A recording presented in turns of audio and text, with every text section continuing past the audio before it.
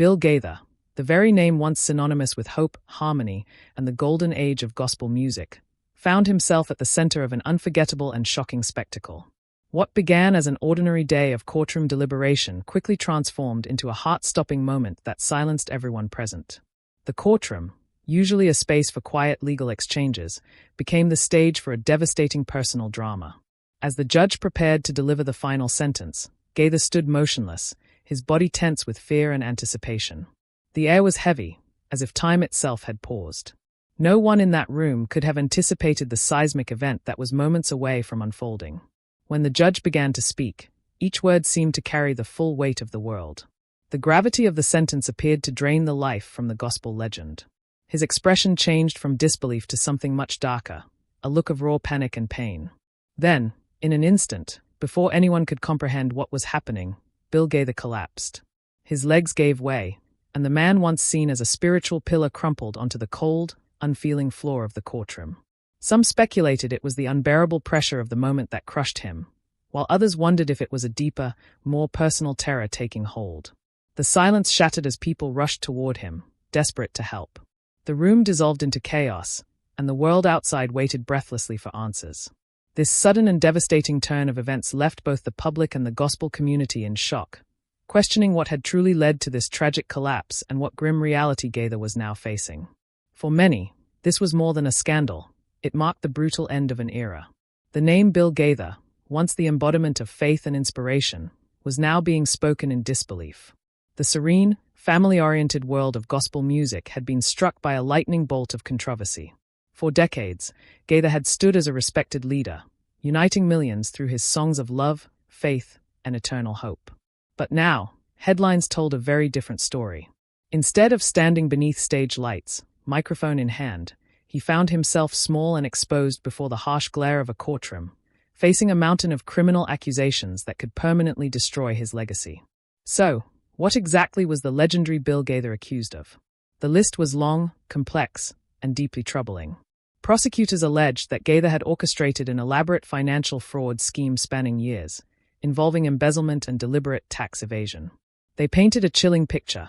Money donated by loyal fans for ministry work and Christian outreach had allegedly been siphoned into Gaither's personal accounts. According to the prosecution, those sacred funds were used not for spreading the gospel, but to fund a life of luxury, expensive homes, lavish vacations, and secret business ventures hidden behind the curtain of his ministry. The accusations didn't stop there. Several former employees, and even close friends, stepped forward with stories of financial irregularities that couldn't be explained. Some claimed that large sums mysteriously disappeared from ministry accounts, while others said they were pressured to keep quiet when they began to question the discrepancies. One insider summarized the heartbreak perfectly. "We all knew something wasn't right, but no one wanted to believe it was him." How could someone like Bill Gaither, a man we saw as the gold standard of faith, be capable of something so dishonest? Then came the discovery that changed everything. Forensic investigators unearthed a web of offshore accounts connected directly to Gaither's name. These accounts, often used to conceal wealth or evade taxes, painted a grim picture of deliberate deceit. Prosecutors insisted this discovery proved Gaither's actions were not mistakes or misunderstandings. They were intentional acts of concealment, both from the U.S. government and his devoted followers. Naturally, Gaither's defense team denied every accusation, calling it all a tragic misunderstanding. They argued that the money had been used for legitimate ministry expenses and that the offshore accounts were set up only to manage international projects. But the prosecution refused to back down, presenting what they described as overwhelming evidence: too many missing funds, too many credible witnesses, and too many unanswered questions to ignore. Then, in a moment that no one could have foreseen, the tension in the courtroom reached its breaking point.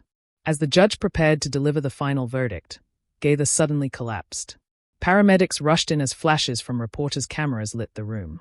Some thought it was the result of immense stress finally taking its toll, while others cynically speculated it was a desperate attempt to delay his sentence.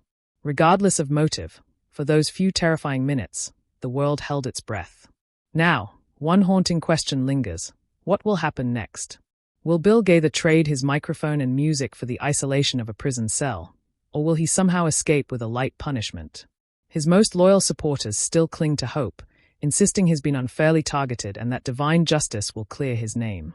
But many others, those who once saw him as a guiding light, feel a deep sense of betrayal. They struggle to reconcile how a man who preached truth and faith could have fallen so far. What is certain is that Bill Gaither's career, reputation, and legacy will never be the same. Whether found guilty or innocent, the damage has been done. The once celebrated icon of Christian music now stands as a cautionary tale, a man whose empire of faith has been overshadowed by scandal, leaving behind a stain that time may never wash away. As he sat in that courtroom, his aged hands clasped tightly, his knuckles white with tension, Bill Gaither was no longer the confident performer millions adored. The weight of the moment pressed down on him like a physical force. This was not the familiar stage where he could comfort an audience with song. This was a cold, sterile space where music and faith offered no refuge. Every sound, from the judge's papers rustling to the quiet hum of the fluorescent lights, felt amplified. The air was thick with a mix of disbelief, grief, anger, and, in a few faces, a grim satisfaction. In that still, suffocating silence, the man who had once inspired millions faced the unbearable truth that no melody could drown out the judgment of reality. His mind was a storm of frantic, terrifying thoughts, racing uncontrollably through the long, storied life he had built piece by piece. Every note of the beautiful songs that had once moved millions replayed in his memory, along with the thunderous echo of stadium crowds singing in unison to his words of hope and faith. For decades, his message had been simple but powerful: salvation, redemption, and unwavering trust in the Lord. Yet now, in this cold, heartless courtroom, that very man of faith sat awaiting a final sentence that threatened to shatter everything he had ever created. How could it have come to this? How could the preacher of hope become the accused in despair? Just a few feet away sat his wife and creative soulmate, Gloria. Her face was calm, almost unreadable, but her body was rigid with tension. He didn't need to look to know that she was deep in prayer, clinging fiercely to the same faith they had shared their entire lives.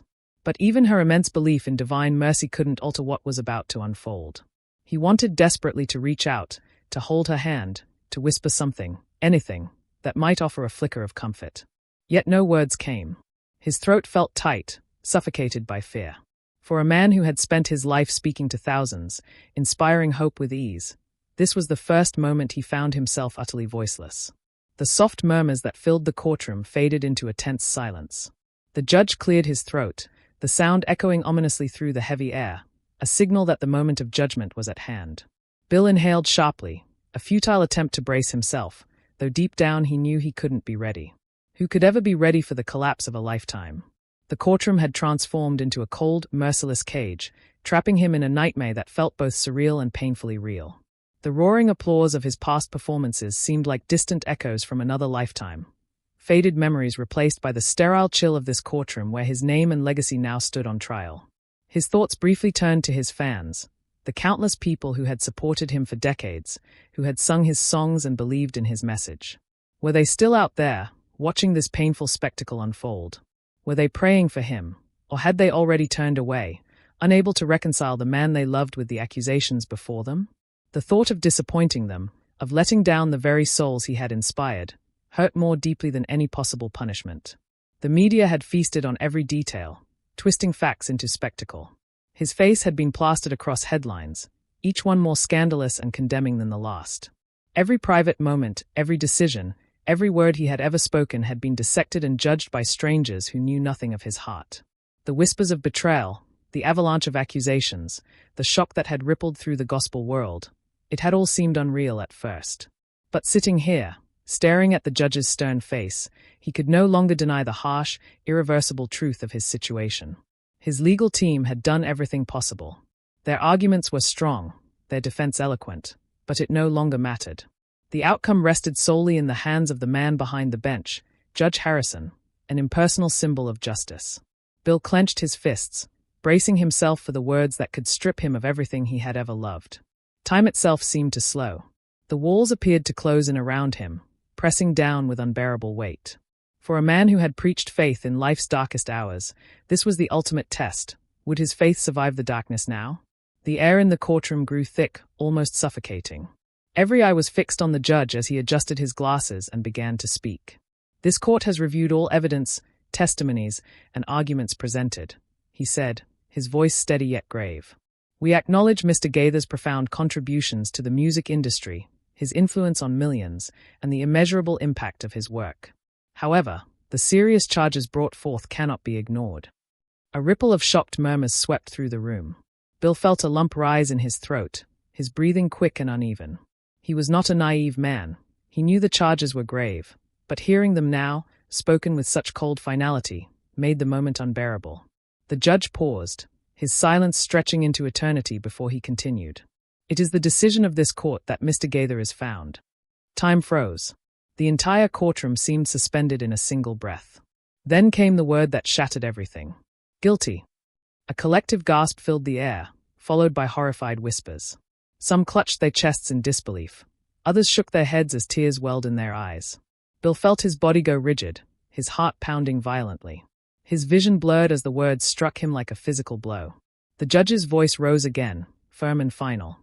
"This court hereby sentences William James Gaither to 5 years in federal custody, along with financial penalties as deemed appropriate by the court." The sound of the gavel echoed like thunder. It was done. His fate was sealed. 5 years. The words looped in his mind with relentless agony. 5 years away from Gloria. 5 years away from his music, the essence of his soul.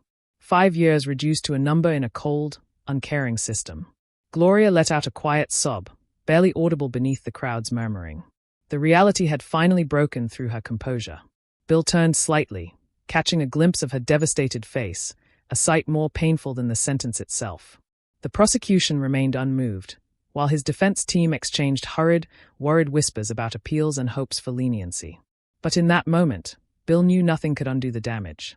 The legacy he had spent a lifetime building now hung in fragile pieces, and all he could do was pray that faith, the same faith he had sung about for years, would somehow guide him through the long, dark road ahead. But in that devastating moment, those words, once filled with meaning, now felt painfully hollow. The verdict had been delivered, and there was no undoing it.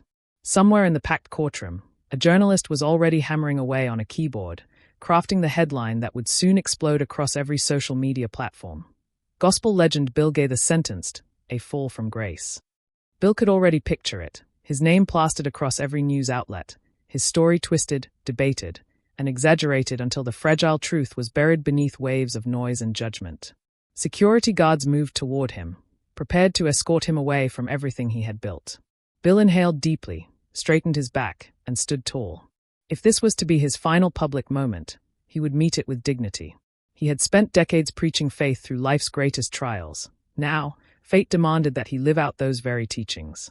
The judge had spoken, the cameras were rolling, and the watching world held its breath. This was no longer just about a man. It was about the collapse of an entire gospel empire. "Well," said one voice in the courtroom, echoing the pain of disappointment, "in your song, I didn't see any redemption.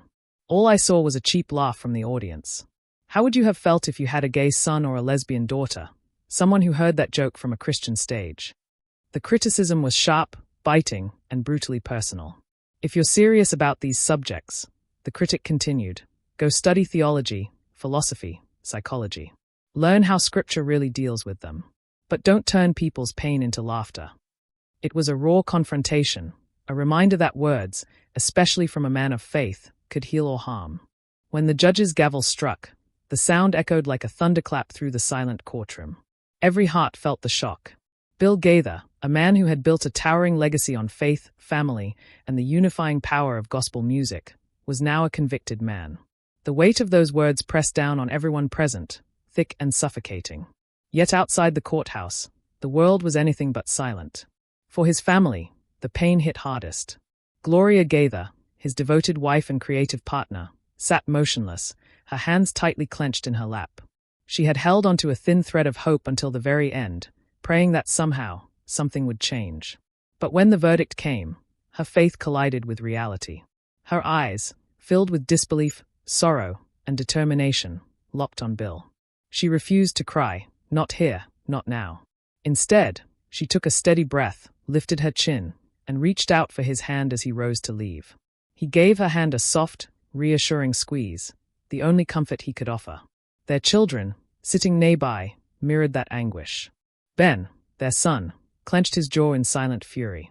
He had spent his life watching his father as a pillar of integrity and guidance. How could this be happening to a man who had dedicated himself to God's work? This isn't real, he muttered under his breath. Beside him, Suzanne sat quietly, her eyes fixed on her father's retreating figure. She had seen the media's relentless attacks, the swirling storm of accusations that turned their lives into a spectacle. Fame had always come with challenges, but she never imagined this level of devastation. "I don't think you can do major surgery on a public stage," another commentator once said of Gaither's controversial approach to faith and comedy. "If you're going to cut someone open, spiritually speaking, you'd better know how to heal them, not just expose the wound." They warned that some issues, like sexuality, divorce, or moral struggle, were too complex to handle in front of thousands. These words now echoed hauntingly through the minds of those who had once defended Gaither's boldness. Meanwhile, the fans, millions around the world, were left reeling. To them, Bill Gaither had been a spiritual beacon, a comforting voice in life's darkest hours. His music had guided countless hearts through pain and loss. Now, those same fans were torn between disbelief and heartbreak. Within minutes of the verdict, social media erupted. Hashtags like #JusticeForGaither and #GospelScandal trended across platforms. "This is a witch hunt," one supporter wrote passionately. Another, more conflicted fan admitted, "I don't even know what to think anymore. If he's guilty, was he ever who we thought he was?" Gospel radio stations faced a moral crossroads. Some immediately pulled his songs, unwilling to be associated with controversy. Others refused, insisting that the message of his music transcended his mistakes. Within the gospel industry, the reaction was equally divided. Some longtime collaborators reached out quietly to offer compassion. Others publicly distanced themselves, fearful of being dragged into the fallout. One artist posted cryptically, "What's done in the dark will always come to light." The media pounced on every word, every rumor, spinning new layers of speculation around the shattered remains of Gaither's legacy. News anchors debated the trial's legal and moral implications. Analysts dug into his finances, his relationships, even his lyrics, searching for signs they might have missed.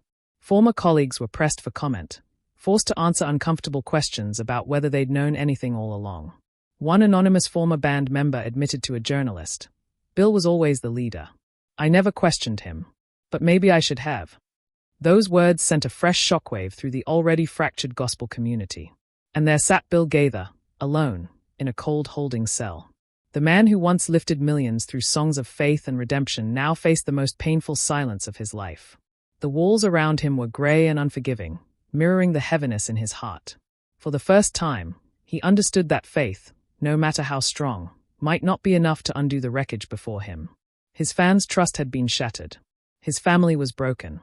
And the gospel world, forever changed, would never be the same again.